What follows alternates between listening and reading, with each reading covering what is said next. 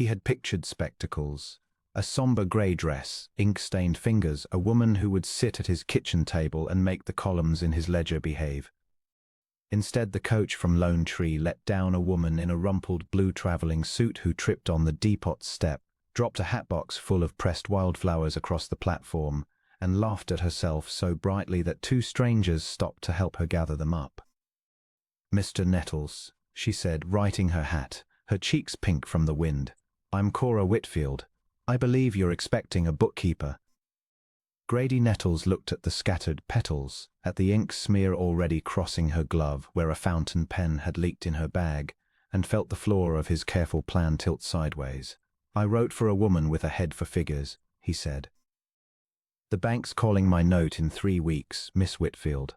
I need someone who can make sense of a ledger, not admire it." "I can admire a ledger with the best of them," Cora said, and something in her smile, rueful and unbothered, made the depot agent chuckle behind his window.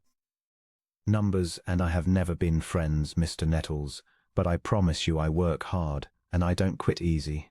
Give me a chance before you send me back." He should have put her straight back on the coach.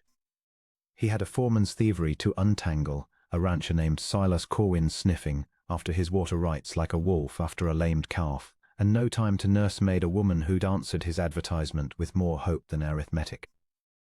But her trunk was already down, the coach was already pulling out in a cloud of dust, and there was nowhere for her to go but his wagon. 1 week, he said. "We'll see."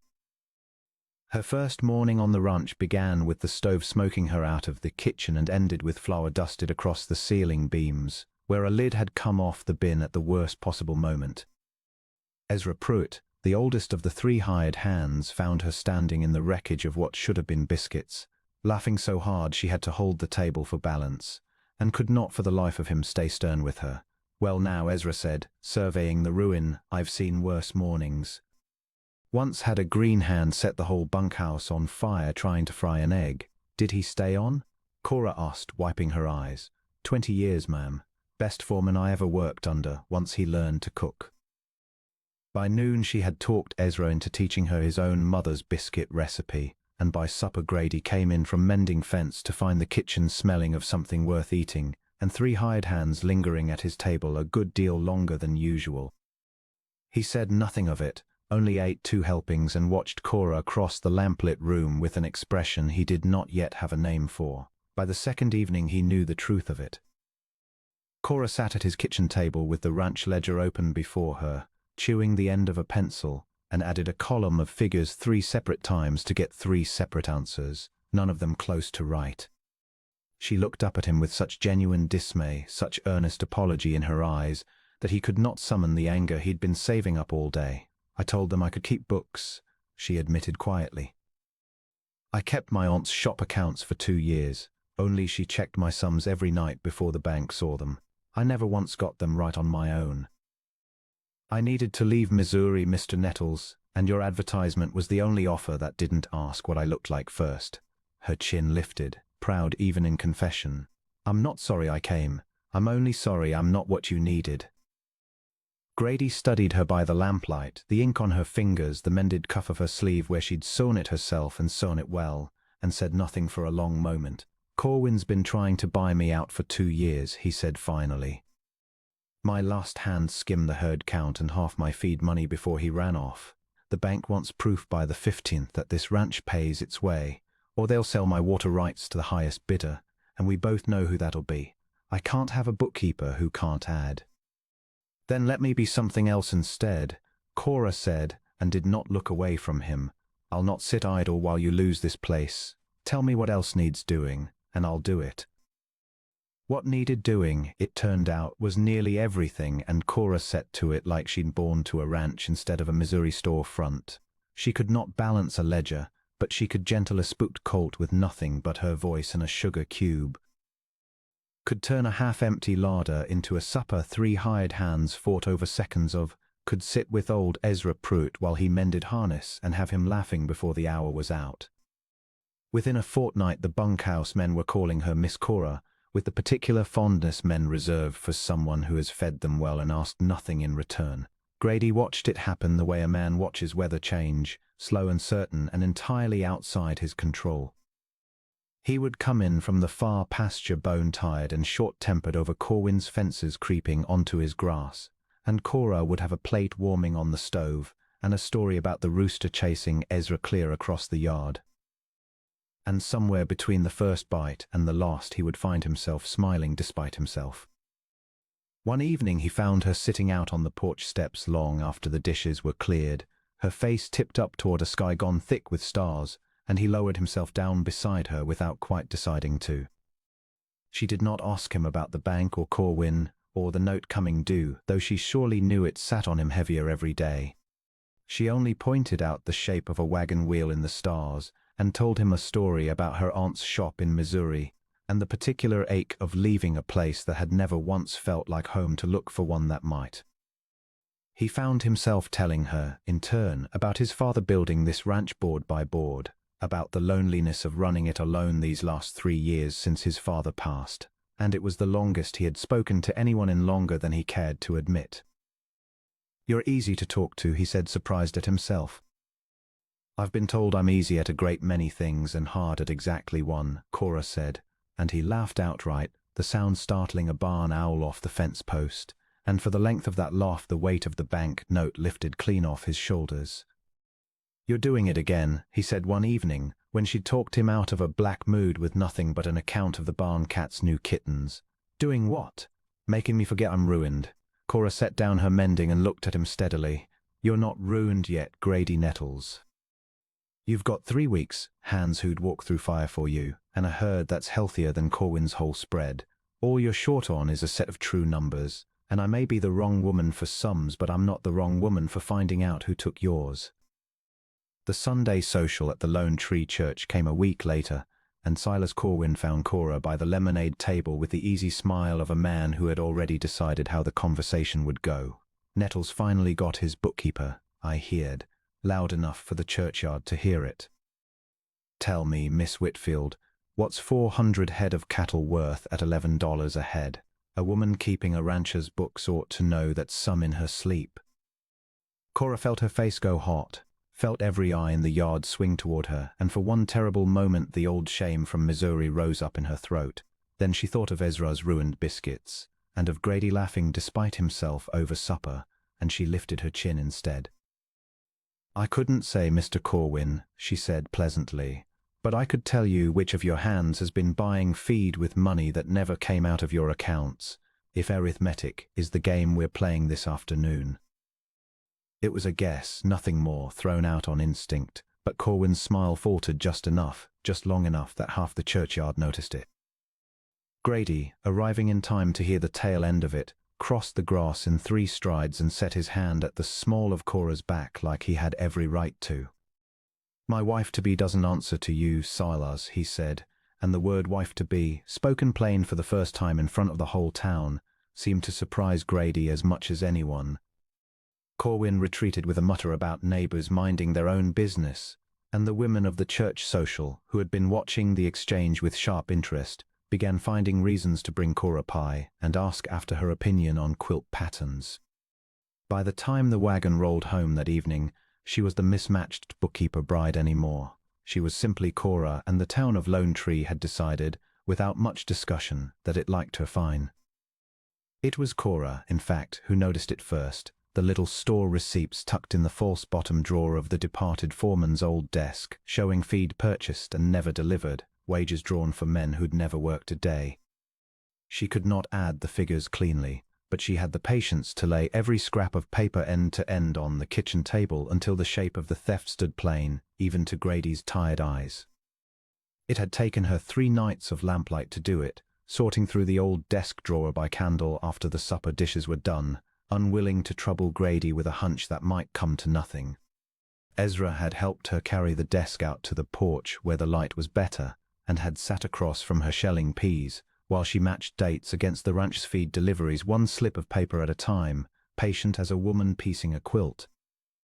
Corwin's brand showed up more than once among the buyers of the stolen feed, and Grady's jaw went tight as stone. "He's been bleeding me dry to force a sale," he said, "and I never saw it because I trusted a man's word over a stack of paper."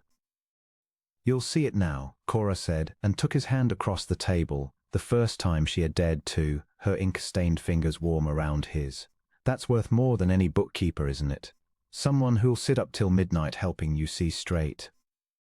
He did not let go of her hand for a long while. It was 3 nights before the bank's deadline that the fire came. Cora woke to the smell of smoke thick in her throat and the sound of the horses screaming in the barn. She was down the stairs and out the door in her nightdress and shawl before she'd properly thought at all, running barefoot across the yard toward a wall of orange light that had swallowed half the barn already. The night sky above the ranch had gone the color of a struck match, sparks lifting and wheeling like a plague of fireflies, and the heat of it reached her 20 yards out, pressing against her face like a hand. Grady was ahead of her, shouting for Ezra, hauling the wide doors wide to let the horses bolt free into the dark. Ezra came pelting from the bunkhouse in his union suit with the other 2 hands close behind, and within moments a bucket line had formed from the horse trough, though every soul fighting it could see already that the barn itself was beyond saving. The best they could hope for was to keep the fire from the house, from the hen house, from spreading to the dry grass beyond the yard. The desk. Cora cried over the roar of it. "Grady, the ledgers, Corwin's receipts, they're still inside in the tack room. We never moved them to the house." "Leave it," he shouted back, dragging a mare clear by her halter. "Let it burn, Cora, it's only paper." But it was not only paper. It was the one proof that stood between him and losing everything he had built, everything 3 generations of Nettles men had broken their backs for, and Cora knew it even if grief and fear had scrubbed the knowing from him for the moment. Before he could stop her, she had wrapped her shawl over her mouth and ducked beneath the smoke, into the tack room where the desk stood untouched yet, flames already licking along the rafters above. She had the drawer open and the papers bundled against her chest when the beam gave way behind her with a groan like a dying animal, and the doorway she had come through vanished behind a curtain of falling fire. Grady heard her cry out and did not think, did not calculate the danger the way a careful man ought to. He tore his shirt off and soaked it in the water trough with one motion, wrapped it over his face, and went into the burning barn after her the way he would have gone after his own heartbeat. Smoke poured through the gap where the door had been, thick and black and blinding, and for 3 heartbeats Grady could see nothing at all, could hear nothing over the fire's roar and his own blood pounding in his ears. Then he heard her cough off to his left and followed the sound on his hands and knees beneath the worst of the smoke the way Ezra had once taught him to find a lost calf in a whiteout. He found her on her knees near the desk, coughing, papers still clutched tight against her chest, a fallen timber pinning the hem of her nightdress to the floor. He hauled the beam aside with strength he did not know he had until it was done, gathered her up against him, and carried her out through a gap in the wall, just as the roof folded in behind them with a sound like the sky itself breaking. They fell together in the dirt of the yard, coughing, singed alive, the bundle of papers still crushed between them, and for a moment neither of them could speak at all. "You could have died," Grady said at last, his voice raw, his hands shaking as he pushed the hair back from a smoke-streaked face. "For paper. For my ranch. Cora, you could have died." "I couldn't watch you lose everything," she said, and her voice broke on the last word, not from the smoke alone. "Not when I've come to love this place. Not when I've come to love you, Grady, God help me, numbers and all." He kissed her then, in the ash and the ruin of the barn, with the horses milling loose around them and Ezra shouting somewhere for buckets that were no longer needed, and it was not a careful kiss, not a considered one. It was a man who had nearly lost the one true thing in his tully of a life, holding on with both hands. The papers survived, smoke-stained but legible, and 3 days later Grady and Cora rode into Lone Tree together to lay them before the banker, a careful man named Mr. Redding who had never once in 20 years called a note early without good reason to. He spread the singed receipts across his polished desk and studied them a long while through his spectacles, while Cora sat with her hands folded tight in her lap and Grady stood at her shoulder, neither of them breathing easy. "These are dated, signed, and match your neighbor's own brand," Redding said at last. "I'd call that proof enough for any bank in the territory, Mr. Nettles.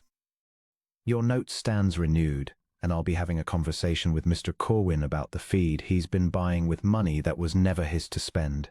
He looked at Cora over the rims of his spectacles, something like admiration in his face. Whoever pieced this together did finer work than any bookkeeper I've employed in this bank, ma'am. She did it with a candle and a great deal of patience, Grady said, and the pride in his voice was not lost on anyone in the room, least of all Cora. Silas Corwin's dealings came undone within the month, his credit called in turn, his reach for the water rights broken for good.